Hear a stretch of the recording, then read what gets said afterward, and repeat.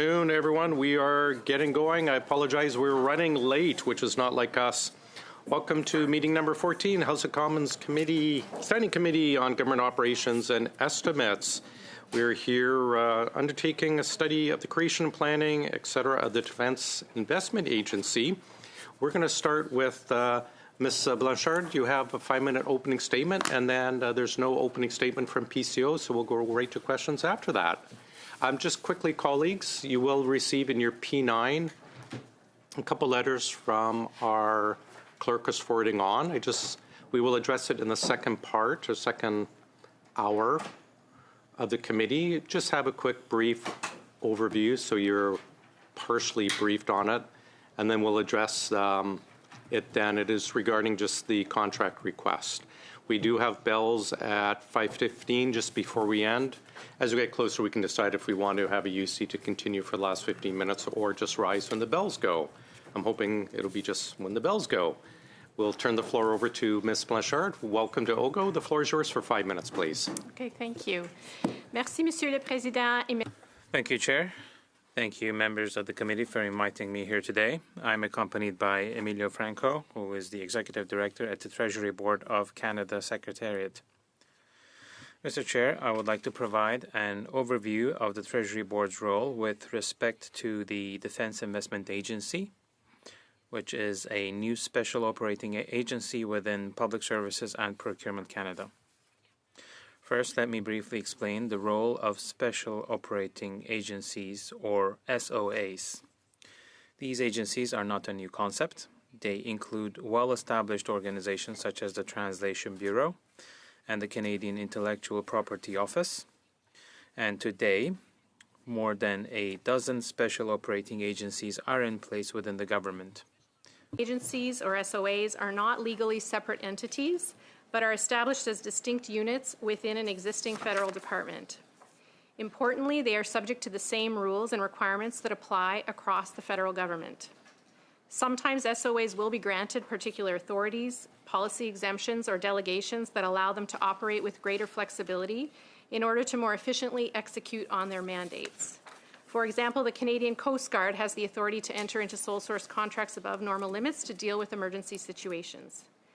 The Defence Investment Agency is one of the government's newest SOAs. As announced by the Prime Minister in early October, its mandate is to consolidate and accelerate defence procurement processes while also tying procurement to domestic industrial benefits. The establishment of the DIA and the authorities granted to it build on previous efforts to streamline Treasury Board's involvement in defence procurement while focusing on the areas of highest risk and maintaining a strong oversight role. Since 2018, defence procurements have been subject to a risk-based approach, permitting low and more recently medium-risk defence procurements to proceed without seeking Treasury Board approval. Underpinning this approach is a rigorous and mature governance in which the Treasury Board Secretariat is involved, as well as strong due diligence. An evaluation undertaken in 2024 of the risk-based approach found that this approach effectively decreased procurement timelines without compromising the integrity of the process. The authorities granted to the Defence Investment Agency represent a further iteration of this approach. For high-risk defence procurements of any value, Treasury Board approval of a procurement and negotiating strategy will be sought in advance of proceeding with solicitation activities or negotiations, and barring deviations from the approved approach, the agency will have the authority to enter into contracts without returning to the board. I should emphasize that this exceptional authority is specific to contracting. Other types of authorities, like project authorities or access to funds, will still require Treasury Board approval.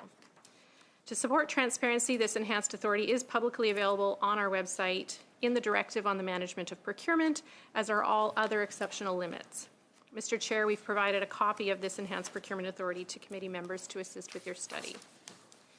On the topic of transparency, members will be interested to know that the Defence Investment Agency, like all departments and SOAs, is required to report publicly on whether its programs are achieving the intended results. This includes regular reporting, for example, through PSPC's Departmental Plan and Departmental Results Report. Further, its contracts will be subject to proactive disclosure, and its spending will be captured in the public accounts so that anyone interested can follow the plans, procurements, and spending of the agency. Monsieur le Président, le Conseil du Trésor. Mr. Chair, the Treasury Board and its Secretariat will continue to play their roles in ensuring adequate control at the appropriate stage of the procurement process, while supporting the agency in its efforts to streamline defense procurement. We're now pleased to take your questions. Thank you. Thank you very much. We'll start with Mr. Patzer for 6 minutes, please. Thank you very much, Mr. Chair, and thank you very much, everyone, for coming today. Really appreciate it. Ms. Blanchard, I'm just wondering if you could just really quickly, what are the authorities given to the Defense Investment Agency that you just alluded to? If you could just quickly summarize that.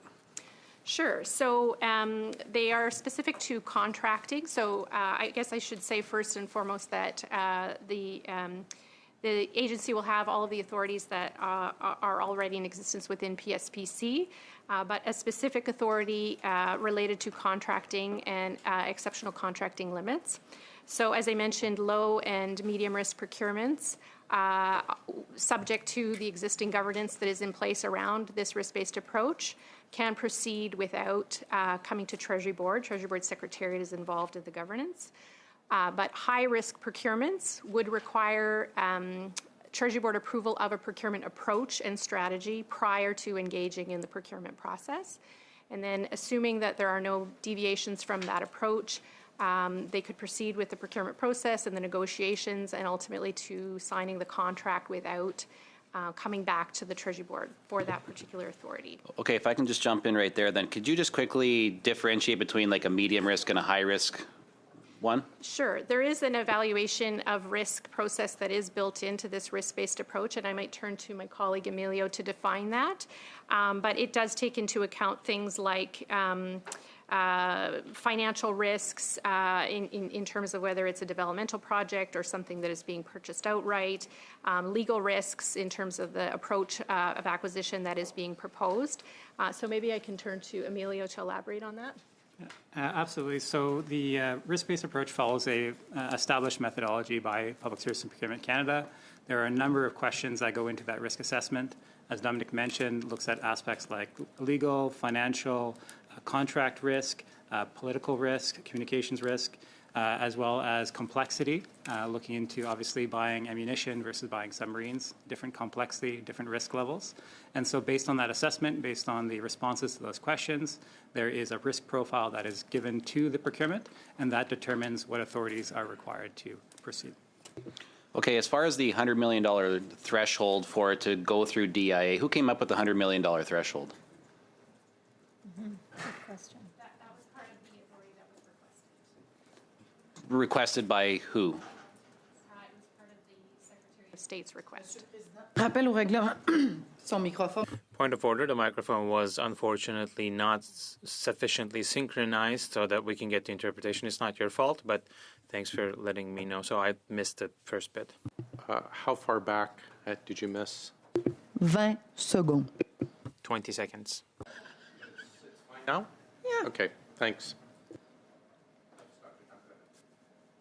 Okay, thank you. Maybe to say that last bit again, who requested the $100 million threshold? It was part of the Secretary of State's request. Okay, thank you. And then is there any way that a high-risk item could fall into that sub 100 million category, or would that only be low and medium risk? I think it's a really good question because we grapple often with whether dollar thresholds are a more appropriate measure, and I think where we've landed is that the dollar value doesn't always equate appropriately to level of risk, and so I think it would be rare to have a high-risk procurement that falls below $100 million, but I wouldn't state that as a matter of definitive fact. So it was you guys that approved the framework agreement and the business plan then for the DIA? Those were approved by Treasury Board. Okay. Do you think you'd be able to produce the governing documents then for it? Yeah, those documents belong to the department, but I'm happy to take the committee's interest back to colleagues at PSPC and the DIA. Okay, and then you'll table them back with this committee if you could? I can follow up with the committee, sure. Yeah. Awesome. Thank you very much. I would really appreciate that. I think I got time for maybe one or two more questions here. So Just what is the government's definition of core defense needs? Do you know what that is?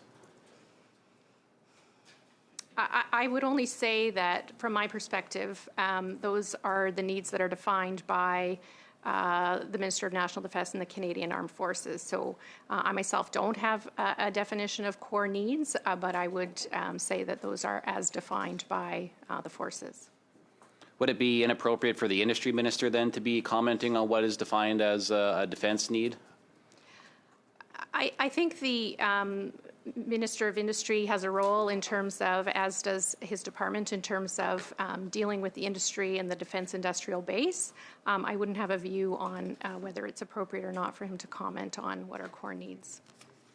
Okay, we were just hearing, because they're trying to get to 5% for the NATO requirements, right? There's 3.5%, which would be like committed heavily to military, but 1.5% that would kind of be like in parallel or kind of maybe alongside it, but not necessarily required. Are you concerned about that 1.5% and what may or may not fall into that 1.5%? I think it is a really important area of discussion. So I think you're referring to sort of the dual use investments that would fall into that category. It's not an area of expertise of mine, but I would note that there are undoubtedly instances where one objective can serve both purposes. Right. I noticed that the minister commented on climate change being possibly as part of the NATO commitments. Does that seem a little bit outside of the scope? Yeah, again, I apologize. I'm not expert in what would meet the definition, but the NATO definition, of course, is something that all NATO parties will have to comply with. Thanks very much. Mr. Gasparo, please. Great. Thank you for your testimony and your service, all three of you. Thank you. So can you speak to why Canada chose to create a centralized defense organization? Sure. So I think, as I mentioned in my opening remarks, the objective is to streamline procurement processes, reduce some of the duplication, consolidate some of the parties that are involved in the defense procurement process with an objective of accelerating defense procurement. I think it's a broadly understood view that procurement processes are complex and can take a long time. And the dual objective would be to use those investments to support the domestic industry. Great. And now I know that many of our allies, such as Australia, Germany, United Kingdom, France, all use a central defense organization like this. Was this part of the thought process? Looking at so was it part of the thought process? And then I guess a supplementary question to that is, are we learning best practices from some of these other organizations? Yeah, it's a great question. What I can say is that I can't speak to what factors were considered ultimately in the decision to go with a special operating agency. But I do know that in the defense procurement space, certainly there has been a lot of analysis done of what exists in other countries with a view to doing exactly what you've described, incorporating or integrating the lessons learned from those organizations into the approach taken here in Canada. Great. Just drilling down a little bit on that, what specific efficiencies do you expect the Defense Investment Agency to deliver compared to the current procurement process, particularly with how projects require Treasury Board approval? Yeah, thank you for the question, and I think it speaks to the first point I was going to make, which is that the Treasury Board part of the defense procurement process is only one component. So I think the organization, as it is stood up and as it undertakes its mandate, is going to have to look at the entire process from start to finish, including definition of requirements, all the way through to ultimately accepting delivery of goods. I think the consolidation of authorities and accountabilities, so the organization is going to be drawing upon expertise that exists now in different organizations and bringing those organizations together. I think the approach is to have integrated teams managing each of the procurements that the organization undertakes. So I think there's going to be some efficiencies to be had in terms of how those are approached, given kind of the bringing together of those experts. In terms of Treasury Board's role, as I've noted, we have and will continue to look at as they evolve. I mean, it's a very new organization, so there is a lot to be seen, but we will be continuing to work with them to see where they may need additional tools or flexibilities in order to achieve their mandate. The first, as I've noted, is tied to the contracting authority and the early approval in advance of engaging in those contracting procedures. It's safe to assume, obviously, we're trying to learn the lessons from, past procurement models within the Treasury Board Secretariat and applying it to the Defense Investment Agency. That's exactly right. And this is, as I stated in my comments, it's an extension of what I would say is kind of an ongoing, that's right. So not new to the Defense Investment Agency, but building on what we've seen or observed as successes and how we've approached this to date. And I would suggest, again, this is a new organization. There's probably more that we can do as a Secretariat to strike that balance. Great. How much time do I have, Chair? A minute and a half. Okay. And can we drill down just a little bit? And I know you touched on some of this, but how will this agency simplify and modernize Canada's defense procurement? I think so. Some of that remains to be seen. I mean, the organization was launched just at the beginning of October. They have a new CEO who's coming on board, who I'm sure will have views on how best to execute.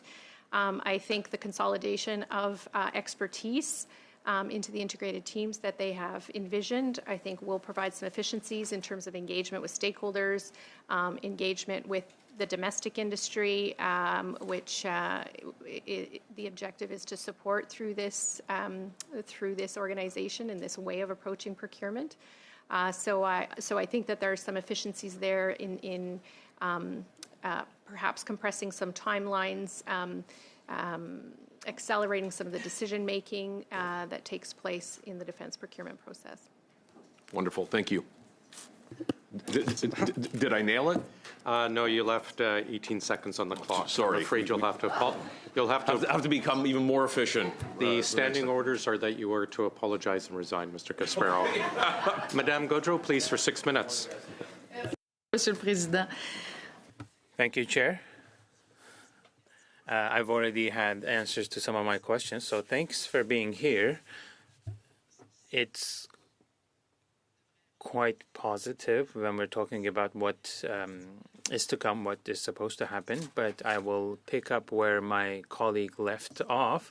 He referred to the UK, Australia, and some other allies where they have a centralized agency. And of course, with all due respect to the work you're doing, but we're talking about defense. So given the very specific and specialized issues at stake, why was it not within the Department of National Defense that this agency was set up? Thank you for the question. Unfortunately, I cannot answer to why that decision was made, but I can only say that there's a lot of expertise within PSPC. Even though it's not exactly the same model they copied from other countries, but I believe that there are some advantages to be had by adopting this approach and by lodging the agency within the PSPC. Well, because I was slightly worried. I mean, is it maybe a lack of confidence towards the armed forces?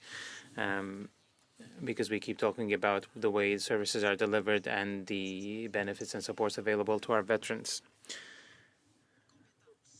So we talk about expertise and competencies. You're saying that they have a sufficient level of expertise, but will they need new types of expertise? Because we're talking about 5%, and that is a huge target. I just want to underline that the Department of National Defense will continue to play a big role, a major role. They will define and outline what they need. So it wouldn't be true to say that they no longer have a role to play. They still have an important role to play. And we at the Treasury Board Secretariat are trying to figure out the ideal, optimal way in which the departments can continue working together. Coming back to expertise, yes, this will be a good question for the new CEO. But what we know is that they will draw on and rely on the existing expertise within the different departments, but once they get going, they might realize that they need additional capabilities or expertise. Qui devaient besoin, mais oui, c'est possible. Puis à ce moment, I don't want to speculate, but it's hard to say if they need additional expertise. At that point, they can go and seek that kind of additional expertise. I still have time.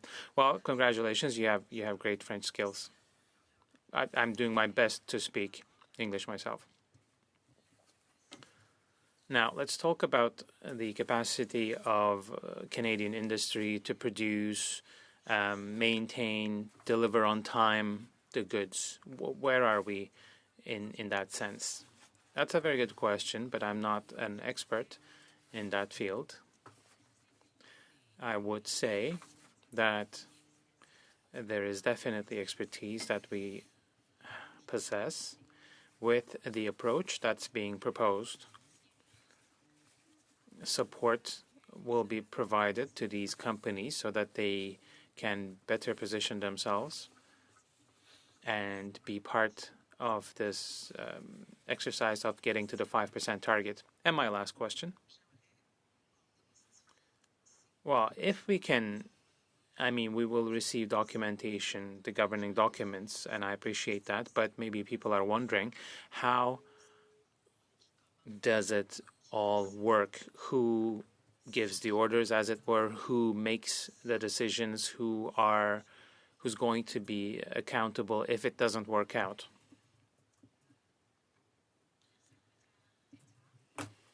The Secretary of State will play a leadership role with regard to the agency, and Mr. Guzman will be starting in his new position within a couple of weeks. And the defense procurement responsibility falls on the PSPC, on the department. So that's about it. I don't know if you want to add something on that.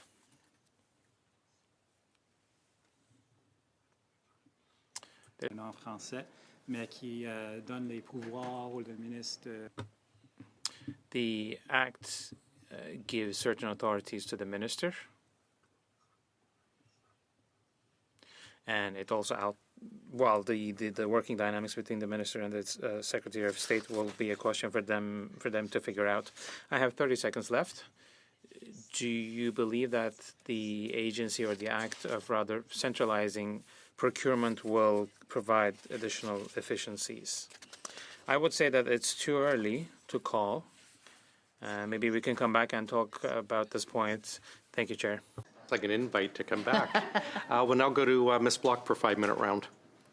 Thank you very much, Chair, and thank you to our witnesses for joining us today. I just want to share a few facts because my questions are going to be around the salary and how that salary was derived.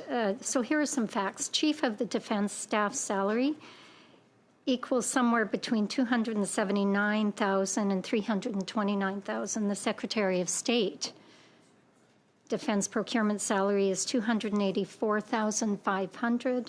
The Defense Minister's salary is equal to $309,700. The Prime Minister of Canada's salary is equal to $419,600. And yet the CEO of the Defense Investment Agency, Mr. Guzman, who is a former Goldman Sachs colleague of the Prime Minister's, will have a salary of $679,000 plus bonuses. And when I look at the chart for the bonuses, it looks like he's going to get a maximum of 33% of a performance bonus, which would equal over $900,000. Can you tell us why he is being paid so much per year?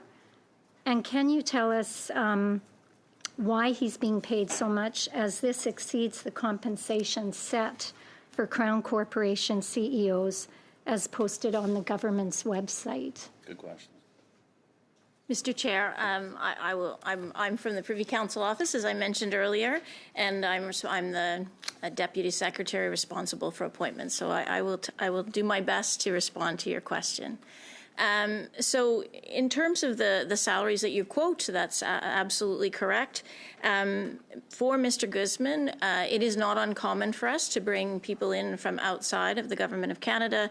It's a decision, the discretion rests with the Governor and Council to make decisions around the kind of leadership that's required for important organizations such as this one. We are responsible for working within the frameworks that the Governor and Council set to negotiate compensation for folks when they come in from outside. And as I mentioned, as you allude to, there is a framework in place, and we work within that framework, and the salary is consistent with the framework. As you suggest, there is also not only compensation, but performance pay associated with that. It's not a given that people are going to receive the top end, as you suggest. And I think, to my colleagues at Treasury Board's point, it will depend on the ability to achieve the objectives that the Minister and ultimately the Prime Minister have set for the CEO. Thank you. It's my understanding that, according to the Order in Council, this appointment was made on the recommendation of the Prime Minister. Can you tell me, were there any other candidates considered for this position?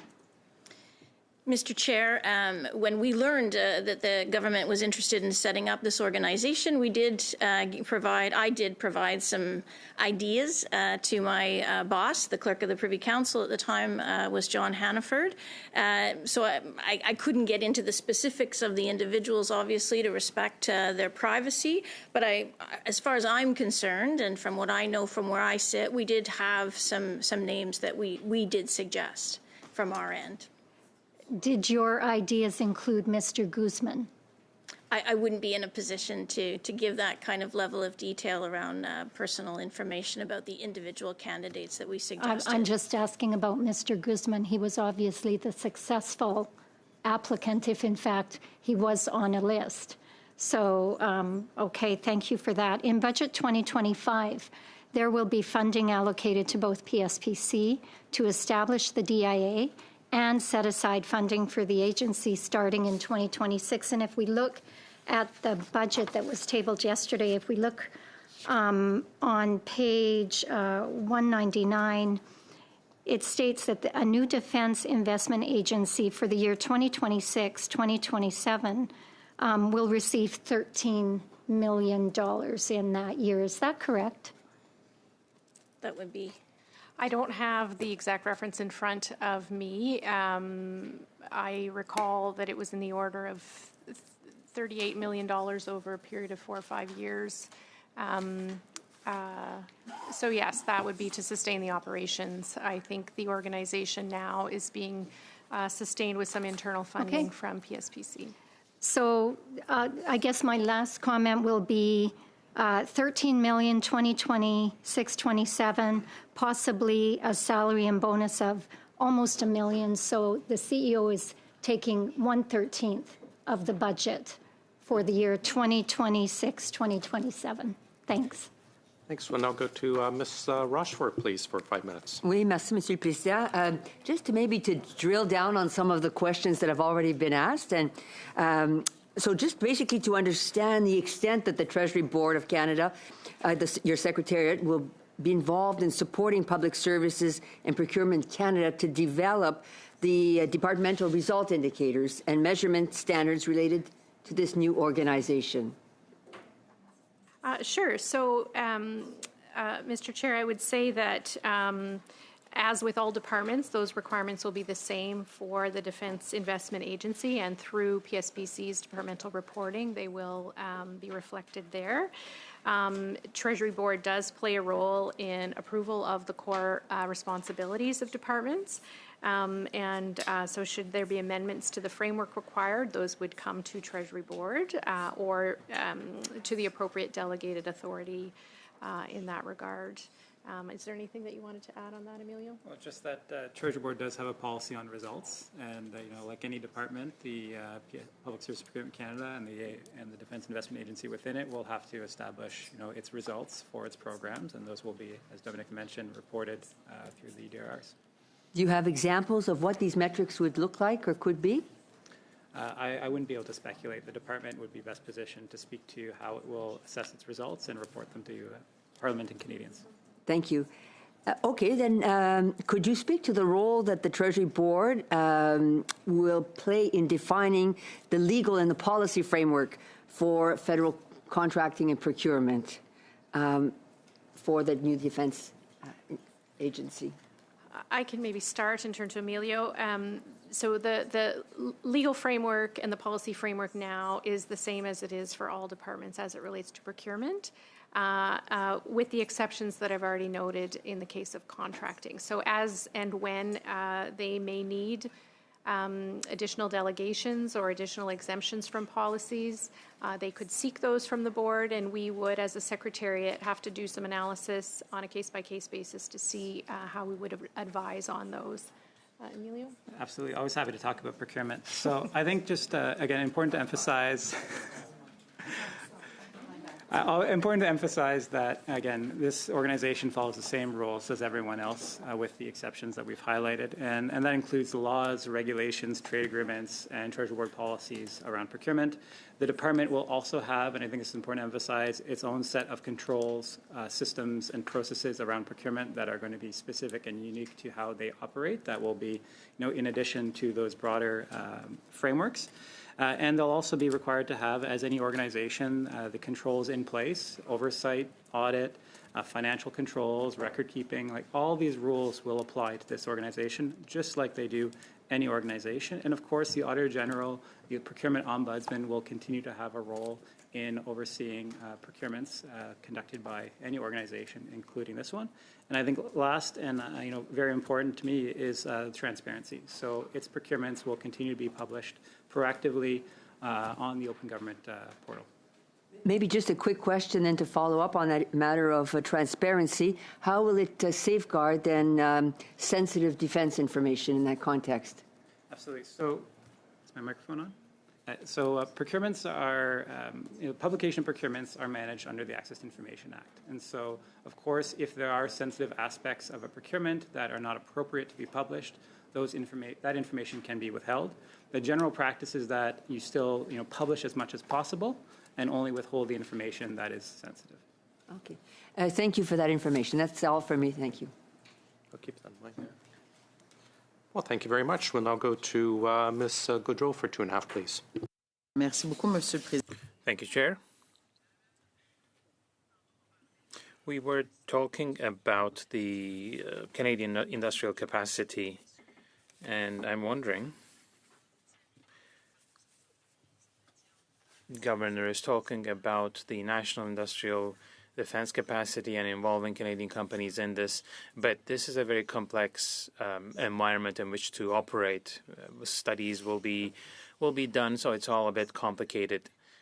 In Quebec, Davy, I believe, asked for a loan from Investissement Québec to be able to work with the federal government. So the development bank or development agencies, will they support regional companies? I'm really concerned on that front. It's a very good question.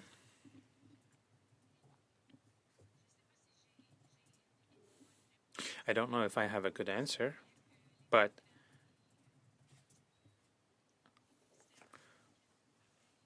the programs and the departments and the organisms you refer to, yes, they all have a role in terms of supporting the industry. Usually, this role doesn't come into play at the level of the defense industry, as it were. But it is possible, I don't want to speculate, but maybe going forward they will have a more robust role to play, given that these are exceptional and ambitious times. I will ask my second question.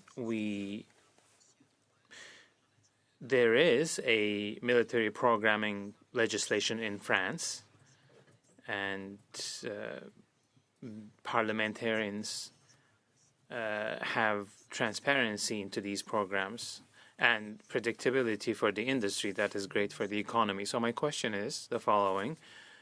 When you're planning to consult the parliament and at the same time talking to the industry, what will be your guiding principle? Because you will need to make choices, and we see what's going on in these times of crisis. So what can you tell us on that front? That is a very good question for the agency. So once they get going, I think they will be in a much better position to answer this question. Thank you, Chair. Ms. Jansen, please. Yes, I hope you don't mind. I'm going to start a little simple. The old system, if I understand correctly, works like this. So you've got the Department of National Defense that decides what's needed. You've got the Procurement Canada that handles the contracting. Innovation and Science adds the gadgets and the tech requirements, and the Treasury Board signs off on the money. So there's 4 departments involved in every major defense purchase, correct? At a minimum, yes. Okay. And each one of them has their own mandate, approval process, and risk team, correct? Yes, I think that's okay. And you agree then that the system just wasn't really working, caused massive delays and cost overruns? I think there are a number of reasons for cost overruns, but yes. Okay. So the Prime Minister's solution was to add a 5th organization, the new Defense Investment Agency, to fix that process. Is that correct? I would say that what's important is the way that this organization takes on some of the roles and responsibilities that had previously been undertaken by the ones that you mentioned. Okay, so just so we're clear, none of the original 4 departments are being removed or losing their involvement in the process, correct? I think that remains to be seen. This is early days for this organization. Certainly some of the capacities within those organizations may step back. They're still there. The organizations are still there, yes. So we still have National Defense, Procurement, Innovation and Science, and the Treasury Board, plus the new agency who's sitting on top of them doing the big buys, over $100 million is what I understand. Yes, again. Okay. There may be organizations within those departments that will be stood down or have smaller roles going forward, but they would still have a role, yes. Okay, so and the person that was chosen to lead it, and for what seems to be close to a salary of $1 million, we shall see, if you include the bonuses, Mr. Guzman, comes from banking. So a career in finance, wealth management, capital markets, no background in government procurement, no military experience, from, as far as I could see, not even a cadet. Was he actually, Madam Donnellan, was he actually on your list? Mr. Chair, as I mentioned earlier, and in the Prime Minister's announcement, Mr. Guzman was chosen, as you referred to, because he has decades of experience in investment and finance, capital allocation, project execution. I was just asking if he was on your list. I wonder, Mr. Chair, if you might ask. It's a fairly direct question, if you might help me out with. Should be able to provide an answer? I'm not in a position to speak to who specifically were on the various lists out of respect no, I'm just for asking personal specifically about Mr. Guzman, and I'm just wondering, like, did the PM go over your head if he wasn't on your list? Chair, a point of order. Yeah. The witness has answered this question 3 times now. Okay. So, she has answered. She's given you an answer. Let Mr. Gasparo finish his point of order, and then I will. She's given an answer 3 times on this very exact question, and the member is borderline badgering the witness. So you're going to spend the rest of the time asking the same question. Okay. She's giving you the answer. Okay, Mr. Gasparo, thanks. I have the point of order. I don't think it's badgering. I do believe it's a very straightforward question, and I think Ms. sorry, I can never pronounce your name right. McClymont. It's not as Sorry, bad I as it apologize. looks. I think The Y is off-putting. I think it's a straightforward question. I think we'd appreciate a straightforward answer to this. I don't think it's betraying any confidentiality. Simple answer would be, obviously, he was a name that was under consideration because he was asked to take on the role. That would be the best that I could answer for you. But not on the list. So the reform isn't being led by someone who's ever bought a sub or F-35 jet. It's being led by someone who's managed portfolios and investment funds. So how much time do I have left? Just over a minute and a half. Okay, so if we look at what appears to be happening here, we have a massive new spending envelope of more than $80 billion over 5 years, centralized control, so one agency managing the big purchases, private sector banker in charge whose expertise is moving capital, not delivering hardware, and language straight out of an industrial strategy, building domestic supply chains, leveraging innovation. It sounds like the government's building an investment portfolio, not a stronger military. So the idea of building a military-industrial complex that's market-driven seems quite un-Canadian. And I'm just wondering, should we be concerned with Mr. Guzman at the helm, that our defense dollars are going to be leveraged for market outcomes rather than military ones? Mr. Chair, I would reference again the Prime Minister's news release where he was quite clear that he was of the view, and that is the Governor and Council's prerogative to pick the people they feel are best suited for the roles of these high priority Governor and Council positions, that he had the expertise, as you alluded to from the member, capital allocation, projects execution, and large financial projects. I would just go back to some of the comments that my Treasury Board colleagues made. Oftentimes when we're looking for great people to lead these organizations, we look for specific background that we in the government may not have. We look for leadership acumen, and we know that we've got skill sets within the government that can support the member, or support the individual in terms of succeeding. Thank you. That's our time. Ms. Suds, please, for 5.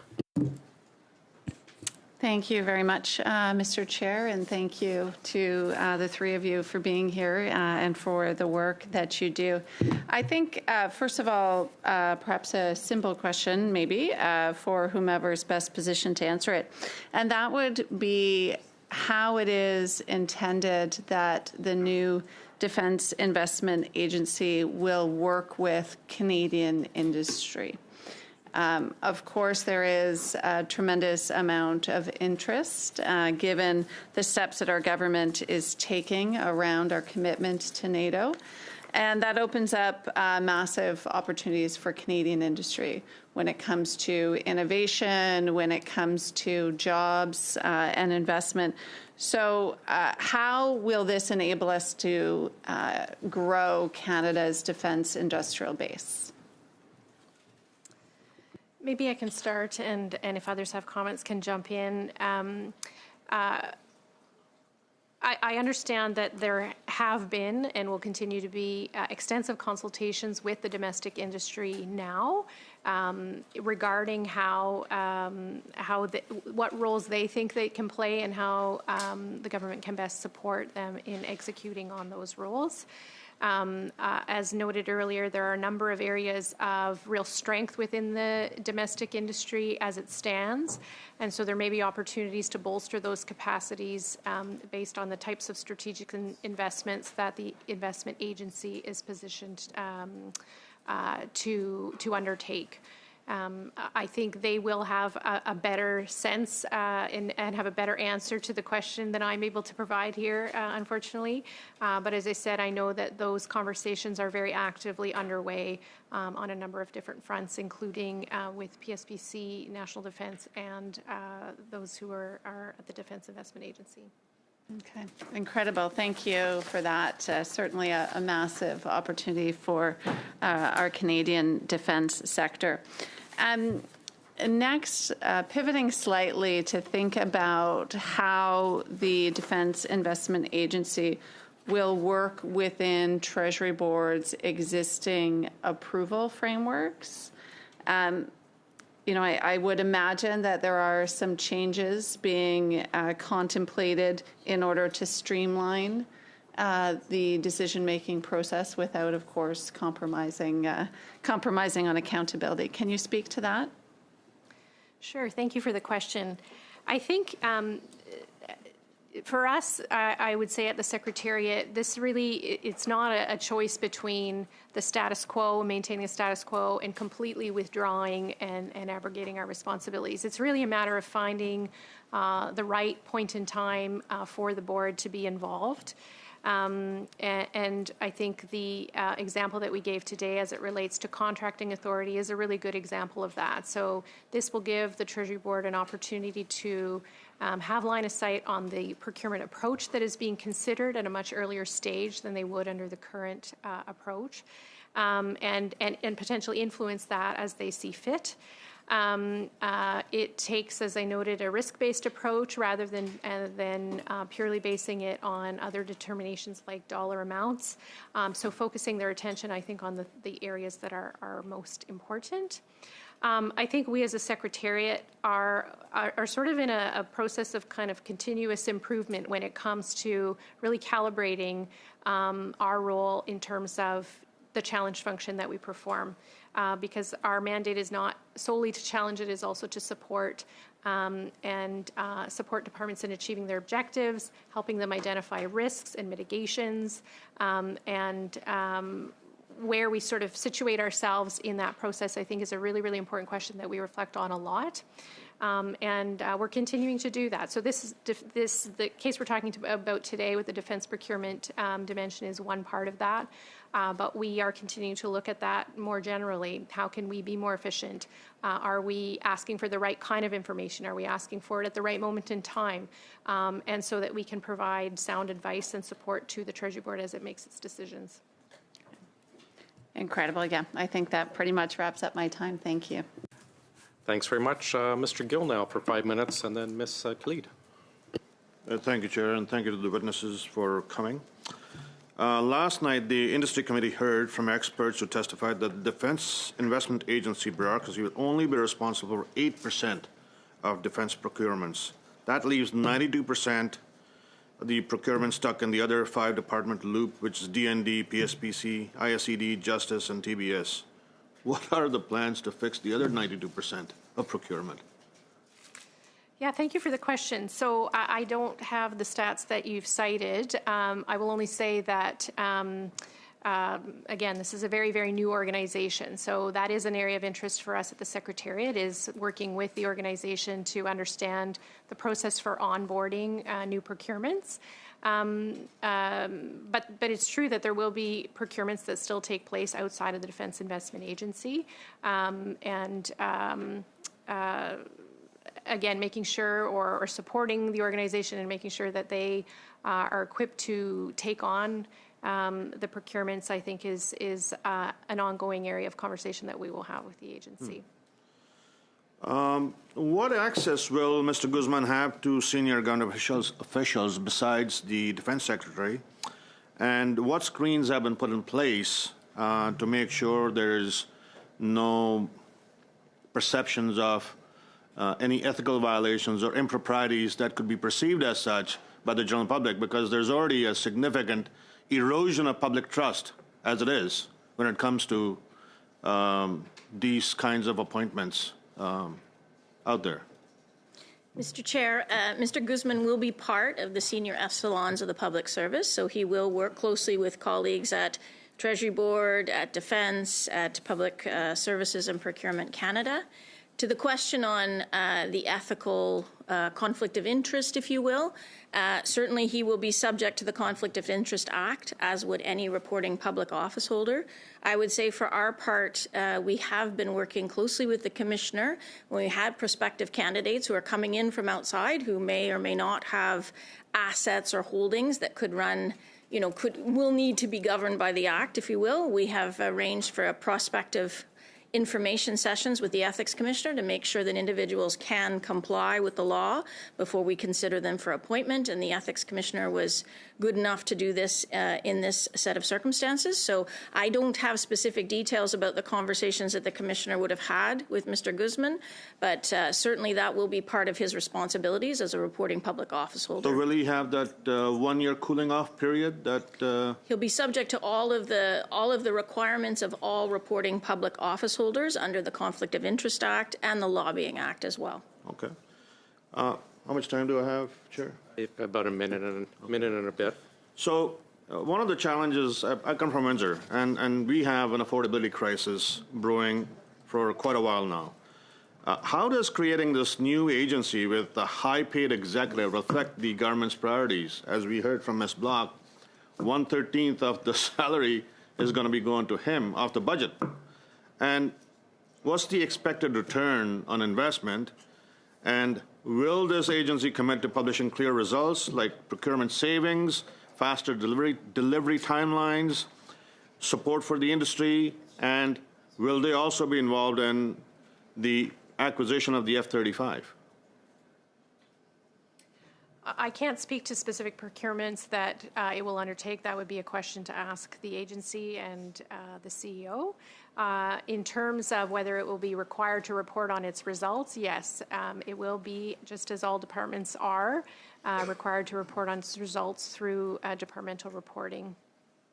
So is there any kind of governance or oversight framework that the agency has been given, or is there some establishment of those frameworks that you could share with us?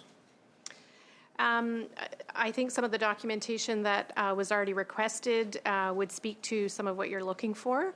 In terms of governance frameworks, I think I can only speak to kind of the Treasury Board part of what exists as far as governance and oversight. But I can say that as it relates to defense procurement, there is there are several layers of governance and oversight already in place. And the agency will continue to be subject to that oversight.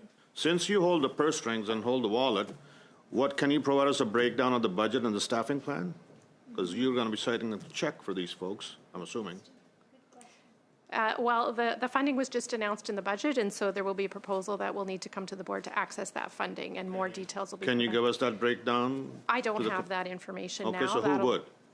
It will be for the agency to provide to the Treasury Board when they're ready to come and access that funding. Do you sign the check? You can't give us that information? I'm speaking only about the funding that was just announced in the budget. Okay. Thank you. That is our time. Ms. Khalid, please. Thank you very much, Chair, and thank you to the witnesses for being here today. I'll start by asking, for the purposes of our constituents that are listening in on this committee today, what's the difference between an agency and a department? Why does it matter? Yeah, thank you for the question. It's a very good question. So I think what I would say about the special operating agencies that have been established, and as I noted, there are over a dozen that are in existence today. I think dating back, the earliest, I think, are from the early 90s.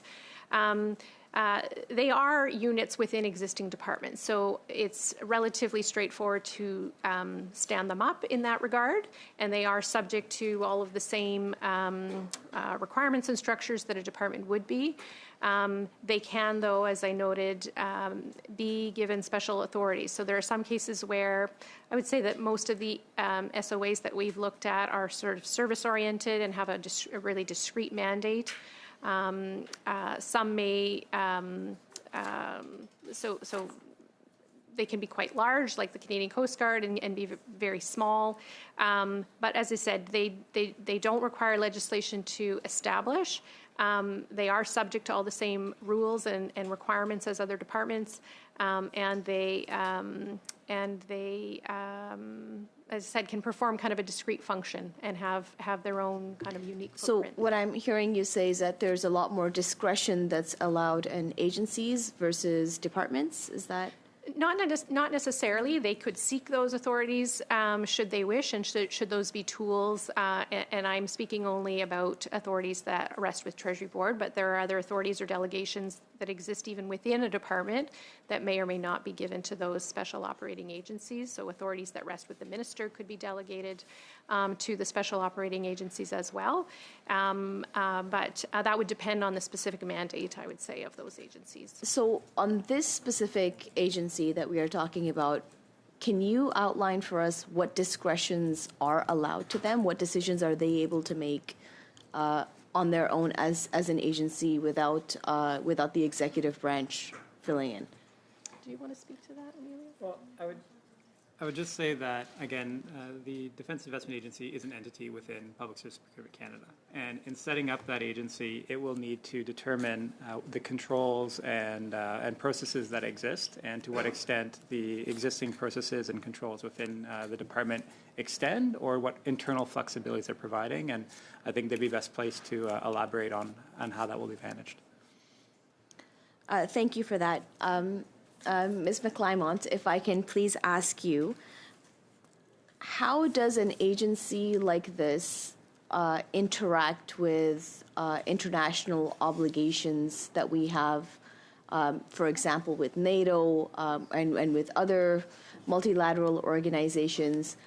How do they fulfill the role that Canada needs to fulfill with these obligations? I'd love to try to answer that, but I'm the appointments person, so I don't. I'd love to give you my own personal view, but that would probably be bad. I don't know. Can you take it, Dominique?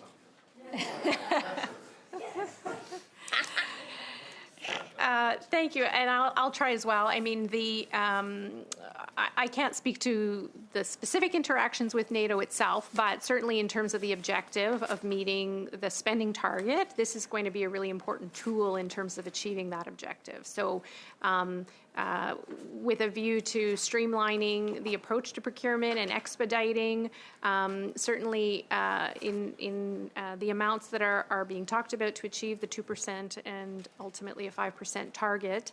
The pace of procurement, I think, again, it's well understood, can in some cases take a really long time. And so this will be, as I noted, the objective or the driver in part for this organization is to ensure that it can expedite and accelerate the process with a view to achieving or meeting those international commitments, including the NATO target. So when we talk about meeting those commitments, does the creation of the agency and the amount of money spent in creation of the agency count towards that obligation? That's a good question. I don't know if Emilia knows the answer, but that may be one that we have to get back to you on.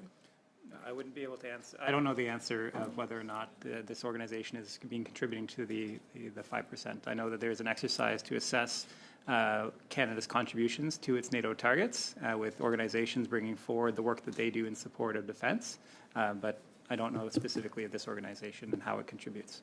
Thank you very much. And we'll just finish with Ms. Gaudreau for 2.5. En fait, j'ai une question. I have one question, but I do have a bit of a problem. I need to be reassured. How can we be sure that there won't be a doubling of efforts? Because we're talking about hundreds of simultaneous decisions.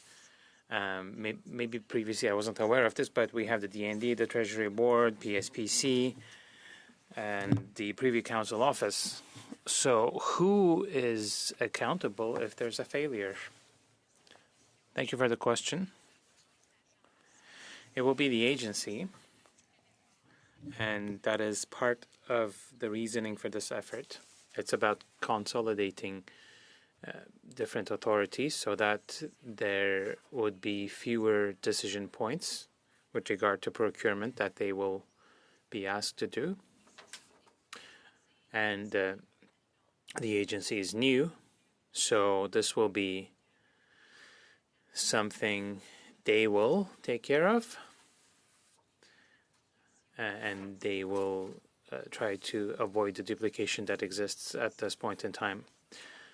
Well, Mr. Chair, this is an opportunity because, well, unfortunately, we don't always get to do this, but I would really appreciate if we could follow the process, the governing documents, and maybe in 6 months' time you will have additional answers to our questions. We need to keep a close eye on this. This is the taxpayers' money, and so if we want to show people that this is possible, especially those who doubt, I think you should come back and we'll then ask you for additional information. Well, I think the PSPC and the agency will be really well positioned to answer your questions. Thank you, Chair. Thank you very much. We're going to actually add a couple more interventions. We'll go to Mrs. Block and then back to Ms. Rochefort. Okay. Mrs. Block for 5 minutes, please. Well, thank you very much, and thank you for the opportunity, and we'll see if I can use up the 5 minutes. The government announced a new policy, the Buy Canada policy, applying to contracts given out by the federal government. How many Canadian suppliers are expected to replace suppliers from other nations with the Buy Canada directive in effect? Do you have any idea of the displacement that might take place? I don't have the specific numbers in front of me. So the policy that was announced back in September, the specific details of how that will be implemented are being finalized. And so that will be the commitment in the announcement was by the end of November, so those should be forthcoming. I think what's important to highlight is right now the government does most of its business with Canadian suppliers. What the opportunity through the Buy Canadian policy and strategy will look at is how do we support inputs, materials, and the use of Canadian content in the procurements that we're conducting. So one of the announcements spoke to how we can support Canadian materials, so aluminum, steel, wood, in making sure that those are components of the things that we're buying. So we're buying from a Canadian company and looking at how that Canadian company can leverage inputs from Canada in the delivery of that work. So I think that's an important piece of that. The specific details will follow, but as I mentioned, I think the vast majority of our current contracts are with Canadian companies, and this is about how do we work with those Canadian companies to support more Canadian content and inputs. Thank you very much. Just like the National Shipbuilding Strategy, which sought to ensure that all provinces would be able to participate in the supply chain of the shipbuilding initiative. Can you tell us how that might impact what we're seeing with the new Defense Investment Agency? For example, over the last couple of years, the committee has learned that oftentimes contracts are constructed in ways that favor particular companies and exclude others. Are you contemplating what the rules may need to look like for contracting through the Defense Investment Agency that would ensure that smaller companies perhaps continue to have the chance to seek those opportunities to procure with the Government of Canada? So I think there's two aspects to this. I think first important to highlight that national defense remains responsible for setting its requirements. And so it needs to determine what the technical capabilities and needs are of the forces, and those are articulated to the Defense Investment Agency to then determine the procurement. The Defense Investment Agency does have a mandate, that was one of its core objectives announced in its announcement, to work with the Canadian industry. And so I would expect that in those conversations, they're looking at how best can procurement support domestic industry, either through the prime contractors or through that broader supply chain. And that will be a factor, I expect, in how they determine their procurement approach, which should ultimately result in the broader supply chain across Canada being supported through these activities. Thank you. Mr. Gasparo, please. Great, thank you. Can you get into a little bit how the primary objectives of the organization will contribute to Canada's GDP growth, and what multiplier effect is expected from defense-related industrial activity? Thank you for the question. I don't have the metrics in terms of those targets. What I would say is that the intention is to use procurements in support of equipping the forces as a tool or mechanism that can also support Canadian domestic industry. So I know the metrics, I think we've mentioned that they will have to establish their own targets, and those would be good questions to be placed to the DIA. But again, from the perspective of Treasury Board Secretariat, we're kind of only one component of what is a much bigger and larger procurement process chain, I would say. Well, I think it's probably safe to assume that if you're streamlining waste, you're making it more efficient for large procurement and, I guess, as an offshoot of infrastructure development, that it will provide a positive impact to our gross domestic product. And so I'm assuming it's safe to assume it will be positive, and the fact that we've attracted talent to the agency to help drive that, I think, is something that should be viewed as positive. I would agree with you. Yeah. So how will the Defense Investment Agency, from your perspective, operationalize its goal to tie procurement to domestic industrial benefits? And then we can talk about some of the metrics maybe that we'll use in that regard. Yeah, again, I think, and I might turn to Emilio. So there is an industrial technical benefits policy that already is in place. And so I think the way that the DIA is structured, I think, is going to be helpful as far as executing on some of the commitments and requirements under the ITB policy. Did you want to add to that, Emilio? I think you hit on it, but just to highlight that the ITB policy requires that defense procurements over a specific threshold look at the benefits that will be created within Canada by virtue of the work, and actually requires that suppliers that are subject to that policy for contracts, that for every dollar of contract value, there's a dollar of investment in Canada, whether that be direct industrial inputs, whether that be training programs, or other kind of spin-off benefits. The key commitment here is that every dollar we spend on the contract, there needs to be benefits generated for Canada in some form, and that becomes a commitment from the supplier and is tracked and managed throughout the life of the contract. And I think the DIA will play a key role. We've seen that the ISED personnel will be joining the DIA to support that delivery and execution of those benefits for Canada. And you're comfortable that Canadian firms will benefit from these major defense contracts where appropriate? I think that's one of the key objectives of the DIA. And so, it is intended to work with the Canadian industry to look at what the opportunities are and look how we can leverage and build our procurements in a manner that supports work for Canadians and for Canadian businesses. I think one of the things that we see with this approach is that Canadian companies have seen in the past challenges with booms and busts and short-term contracts that make it difficult to build capacity and put strong footholds. I think the agency will be looking at what kind of contract approaches, more longer-term contracts, more contracts that allow for more sustained economic growth, and see what those opportunities are to drive both delivery of equipment for the forces and for our Canadian economy. I'll yield the rest of my time to my colleague.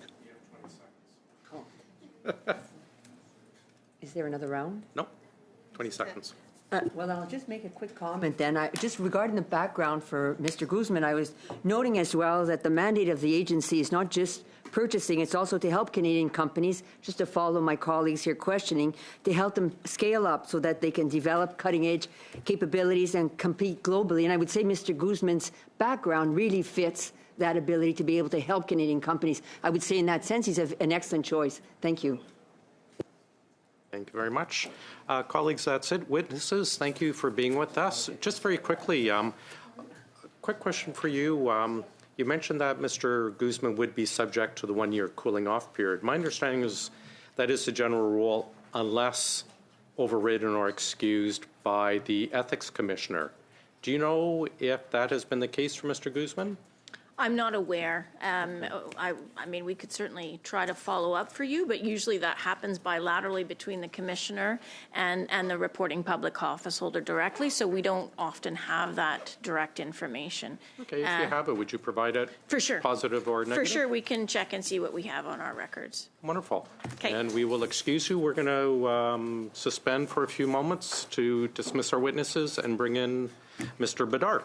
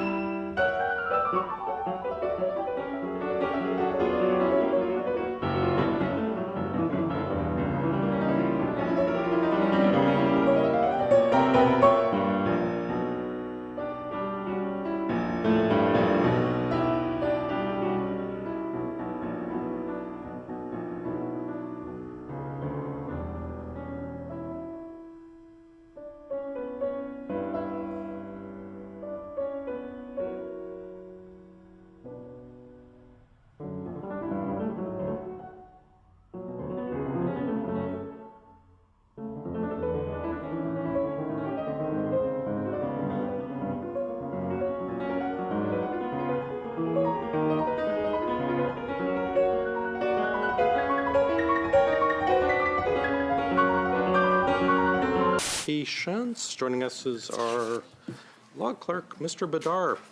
Just very quickly, colleagues, I want to cover a couple things, and then I'll turn it over to Mr. Bedard.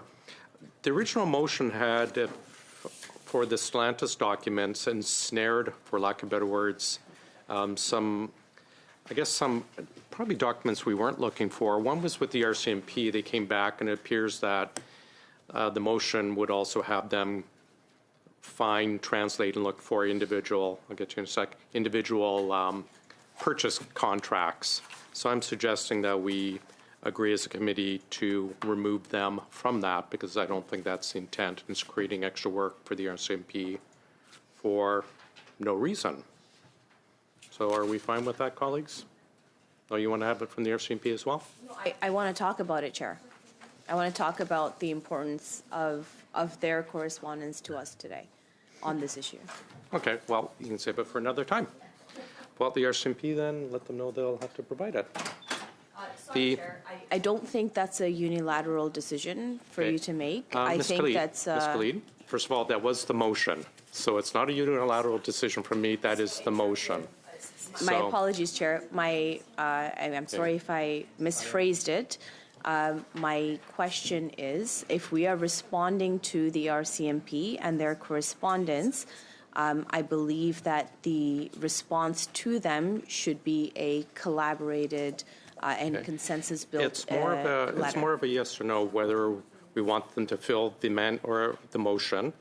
I'd suggest to save them the time, because I don't think that's what the committee had intended. But because I don't have UC, then we'll continue to ask them, all departments, to fill what the motion is. So, if I may? Briefly, because I want to get to the other stuff. I think it's a bit premature to ask for UC on a letter that was received by the RCMP. I'm going to interrupt you, Ms. Khalid, because we are short on time. The UC did not pass, so the issue is closed. We're moving on. Ms. Khalid, please. I've made a decision. What is your point of order? That I should be allowed the floor when I'm trying to make a point. We are discussing a very important issue. No, that's not a point of order. We're moving on. If your intent is just to delay for the 15 minutes, say so. I'm not trying to delay. I'm trying to understand why we are overlooking what the RCMP has had to say. See, so the issue is closed. We're moving forward. I do not have you. Madame Khalid, I've ruled. We're moving on. The second issue, you've all received a correspondence that the clerk has sent out, a response from industry about the documents we've requested. In a nutshell, they have delivered redacted documents to the clerk, not fulfilling what is in our motion, which is why Mr. Bedard is here. I'm going to ask Mr. Bedard to explain what industry has said and what our rights are, or what should be done under the motion. Chair? Yep. If I may? Briefly? Well, is it a point of order, or what is it on, please? It's the fact that this letter was just received as the meeting was starting. And I think it's important that this letter be read into the record. Okay. This is it's not important... a point of order. I'm going to turn the floor over to Mr. Bedard, and I'm not going to entertain any more interruptions. Please allow the respect for Mr. Bedard, our law clerk, who's made the time to be here on this. Sure, sorry, my apologies. It was not on the notice of meeting that Mr. Bedard would be appearing today. It was the notice of meeting as technically is. Because the notice of committee business, it does not allow it the specific name for him to be on. But regardless, we're in a committee business. I'm asking Mr. Bedard to explain. I will ask for clarification then on this, Chair. So the notice of meeting says committee business, response from the government to the motion for the production of papers adopted on Monday, October 20, 2025. I'm not sure, and please correct me if I'm wrong, you have a lot more experience than I do. Where did we get to understand that Mr. Bedard, as much as we love him and appreciate him being here, that he was going to be coming in today? Because I would have liked to be prepared to ask the relevant questions, because I do think that him being here in this committee is very important, and that he does have a lot of light to shed on this issue. So, Chair, I put it to you. Thank you. Mr. Bedard is here to advise this committee on the. I told you at the very beginning of this meeting. No, you didn't. No, I told you at the very beginning. Absolutely not when I. Okay, I'm sorry. In a private conversation, Chair. But you were aware, and I asked you to. 30 seconds before a meeting started. Ms. Khalid, you asked me a question, and I'm trying to respond. I would appreciate you stop interrupting me. My apologies, Chair. I told you, and I asked you to provide the information to your members. Mr. Bedard, let me, Madam Khalid, Please finish. I will stop recognizing you if you're going to play these games and continue to interrupt. You are continuing to interrupt me, please. I've asked Mr. Bedard to explain to this committee the rights of parliamentarians when a very clear motion is being not fulfilled by industry. And so I will now, I've ruled.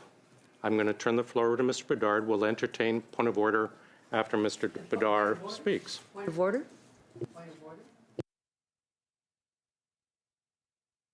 Glad that Mr. Bedard is here. What I object to is not knowing, Okay. and I did not. I was not aware. That's not a point of not order, informed. but I appreciate you saying it's not known, but that's not a point of order. I've invited Mr. Bedard. I can do that as chair. I challenge your ruling. Okay. I'm not sure To what not you're let- ruling. What is that Mr. Bedard's presence? No, or my absolutely decision not. to invite him? As I have said, I really appreciate Mr. Bedard being here. I challenge your inability to let members on this committee speak and to question you as to why committee members were not consulted and why they were not told up until 30 seconds before you struck the gavel as to what this meeting was going to be about today. So I challenge that, Chair. And that is a dilatory motion. I'm not sure what you're actually challenging. What is the outcome that you hope to achieve with such a challenge? Mr. Bedard's dismissal? Or my right as a chair to be able to call witnesses? Is that a question to me, Chair? Because I would like to answer it. Thank you. My challenge and the point that I'm trying to make here is that whatever we do in this committee... let me interrupt for 2 seconds and I'll give the floor back to you. What is my ruling that you're challenging? To refuse to give me the floor, Chair. It's not a ruling. We're not in... Sorry, sir. Sorry. There's no, I guess, right for you to have the floor when I am in discussion with something. If you're trying to call a point of order, I've ruled against a point of order. You can welcome to challenge that point of order for me saying it's not a point of order. However, go ahead, ma'am. The point I'm trying to make, Chair, is that I would really appreciate if we could work more collaboratively together to not get a, hey, by the way, this is what's happening at the bottom half of the meeting today, when you could have said the exact same thing. Look, I'm here to work with you, Chair. I'm here to work with all members on this committee to make sure that we are doing the work and the mandate of this committee. And it boggles my mind as to why we need to play these games, Chair. We can just have open conversations ahead of time. I'm going to interrupt you right there, Madam Khalid. It's very offensive for you to claim that I'm playing games. You accused me of the exact same thing just 2 minutes ago. No, I did not state that you were playing games. I did You state should that you were read going the blues, to... Chair. Read the blues. I'm now turning the floor over to Mr. Bedard. Go ahead, sir. Just regarding the letter from my legislature. Thank you, Mr. Chair, members of the committee. The chair asked me to be present to provide a briefing about parliamentary privilege, and in particular the power to send for records and papers. I will present the privilege, and then I'll be pleased to answer any questions that the committee may have. At the grand inquest of the nation, both houses of parliament have the right to institute and conduct inquiries.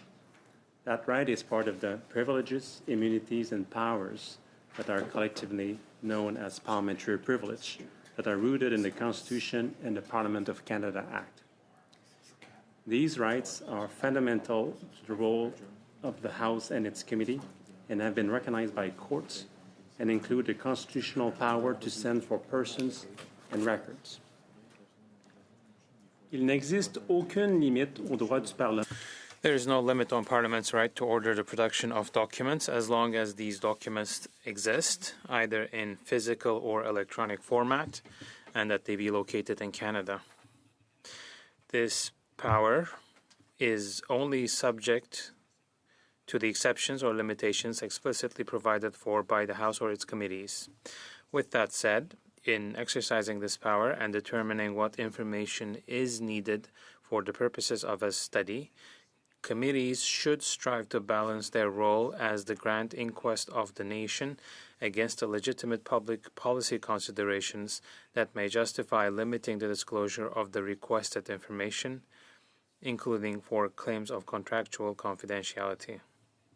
When faced with a confidentiality claim, which is the case before us, a committee has a number of options. It can decide not to insist on the protection of the information or part of the information. It can also choose to put measures in place to safeguard the confidential nature of the information, or it can simply maintain its original request for the information. Of October 20, the committee already put in place certain measures to potentially protect confidentiality, namely to allow the government to propose redactions in writing alongside unredacted documents and to review such redactions in camera in collaboration with myself. Some other measures may be contemplated by the committee to ensure that the information is kept confidential, and it could include, for example, referring only to excerpts relevant to the policy issue being discussed when discussing the matter publicly, arranging for the disposal or destruction of copies of the documents after the committee has met.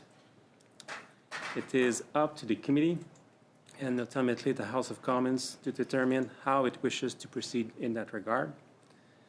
I'll be pleased to answer any questions that the committee may have. I also understand that the letter from Stellantis was distributed to committee members, and I received it this afternoon as well. My understanding, and I did not see any document that they have provided, is that they, in response to the production order, they produce documents according to the letter that contain redactions, whereas the committee has asked for a copy of the documents with no redactions. They also stipulated that the provision of the documents was conditional to certain restrictions. Notably, they suggest, well, as part of the condition, they say that the document should only be consulted under the supervision of the committee clerk, no personal mobile electronic or recording devices be allowed in the room, and no notes be taken. Ultimately, as I was saying, it is up to the committee to decide on the measures it wants to put in place to protect the confidentiality of the documents. Okay. Can I just ask quick questions and I'll open up the floor? We've been through this before with the vaccine contracts, but also with this one specifically. In the end, were unredacted documents provided to the committee under conditions such as no cameras or no phones, etc.? With the vaccine contract, and this is a precedent from the Public Accounts Committee, my recollection is that the committee had put in place measures so that members could consult the documents in the clerk's office, and then they had a meeting, in-camera meeting, with paper copy of the documents, with public servants being present. And the documents for the vaccine contract has been provided unredacted. Great. And just like last question, we do have, just to clarify, Parliament is supreme. We do have the rights, redacted, unredacted, whatever conditions might exist within the contracts, we can still call for any document. The power to send for records is constitutional in nature. It's up for the Parliament, to the House, this committee, to put the restrictions, limitation it wants to put in place. Ms. Suds, then Ms. Then Ms. Khalid. Thank you very much, Chair. And through you, Mr. Bedard, when did you see a copy of the letter that we just received an hour or so ago? I saw the letter for the first time this afternoon. It was between 1 and 2 o'clock. Okay, thank you for that. And when were you asked to come to committee? My office, well, there was some contact between the clerk and my office a few days ago. I don't exactly remember when, but I will add that at the time it was just in anticipation to an appearance, and it wasn't the date that was anticipated was after the break week, after next week. And my understanding is that those contacts had been made with my office in accordance with the order of October 20th that contemplated that I have a role once the documents are provided with a set of unredacted and a set of redacted documents, so that could assist the committee in navigating this. So there's constant liaison between various committee clerks and my office so that I can make sure that I'm available. For this appearance, I think it was only late last night that it was confirmed that there was a very high possibility that I may be, that the committee might be in need of my support. Excellent. And what was the reason that you were given for being here today?